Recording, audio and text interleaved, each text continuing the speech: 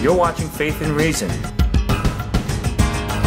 talk show about God, politics, and pop culture. From the perspective of three pastors who are not afraid to tackle and ask the hard questions. Faith and Reason, a Christian talk show for those on a spiritual journey.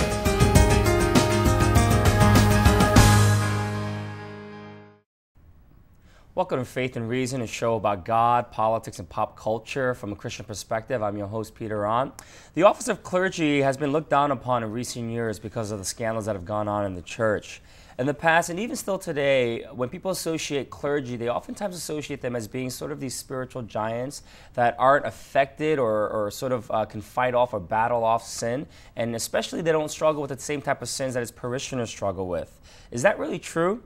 I'm really excited about today's show because what we're gonna do is we're gonna unveil some pastors' dirty little secrets, and we're not really gonna do that. But the title of the show is called "Confessions from Three Pastors," and our hope for the show is to encourage the viewers that we too are normal people, that pastors are normal people. We're on a spiritual journey, and we too struggle with many of the things that you struggle with. But there's a twist to it, and we hope to kind of unveil that in this show. And I'm joined by two very courageous pastors that have promised me that they're going to unveil everything on the show, leave it all hanging. So welcome Dominic Apollo from the First Reformed Church of the Palisades and Rick Spence from the Fort Lee Gospel Church. Thank you for coming on the show. Thank you. Well, Dominic, I want to get to you first. You preach every Sunday, and from what I know, you're a very good communicator and a preacher, and I'm really sure that your people in your church, they view you sort of as a spiritual giant.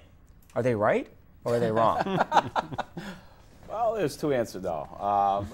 Listen, we are who we are. I think the scriptures call us to be humble people. So, and humble in the sense when it says poor in spirit. I think some people, when you're up in front and you're preaching, and you're proclaiming the word of God, there can be this delusion that you are living all this out. And I don't know about you when you preach. I find that to be a difficult thing when you're preaching about something that you're not too good at, and yet you have to do it. So I guess there can be this perception. So I would say yes, there can be this perception. Those that know me well, that perception is taken away right away. Well, I like how you said poor in spirit. You're a spiritual giant in the sense of being poor in spirit. Can you expound upon that a little bit? Well, I think that part of the Beatitudes that Jesus said, blessed are the poor in spirit, at least for me, one of the greatest tenets of the Christian faith, or to live out your faith, is to remember how poor in spirit you really are. Mm-hmm. Our goodness is not about ourselves, it's about God's goodness. And my sin is ever before me. So I try to live that way, hopefully. And I think in my preaching, I try to be vulnerable. Mm-hmm. So well, that's great. Well, Rick, how about you? I mean, I'm sure as you get up there from Sunday after Sunday, people do see you at a different level of spirituality. Maybe they see you as a spiritual giant. Are you that person? Well, it depends on who you're comparing yourself to, But here's the other side of it. This is, and I appreciate Dominic's answer that it's there's that dilemma that hopefully we've come along, and the Apostle Paul says, "Follow me as I follow Christ," and there's a sense that we have to lead by example, not just by our words.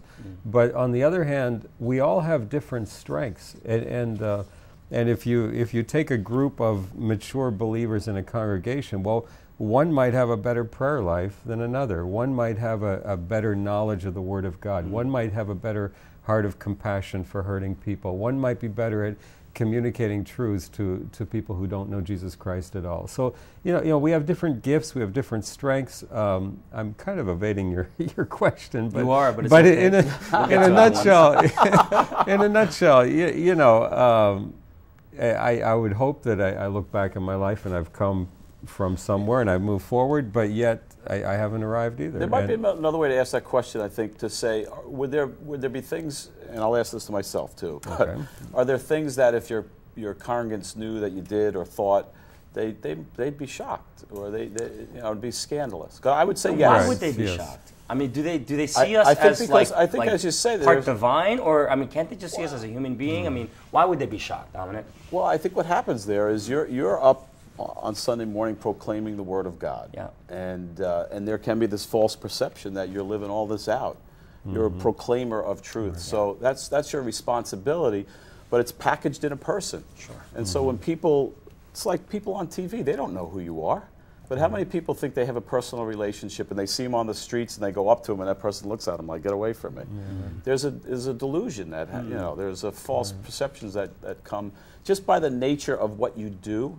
So I think that comes that way. I think it's our responsibility to dispel that as much as we can by being vulnerable. I mean, like a show like this is good, and that it says, hey, I think this, I do this, and God would not be pleased with that. Sure. You know. And speaking of that, this show was your idea, Peter. How do you respond to that same question? You know, you can't be asking all the questions here. I mean, it's just not right. Yeah, well, we've planned this in the... Right. Well, you know, I mean, I'm very open in saying that I consider myself to be a misfit, so I don't consider myself to be a spiritual giant. In fact, I believe that, you know, part of my role as a pastor is just to be real, be in touch with my humanity, be in touch with my brokenness, but also being in touch with the side of me that I know that God created me to be a beautiful person. Right. So living within that tension, letting those two come together, create synergy, is something that I find to be very powerful. So I don't see myself as a spiritual giant in the sense of, I think, how normal Christians associate it with.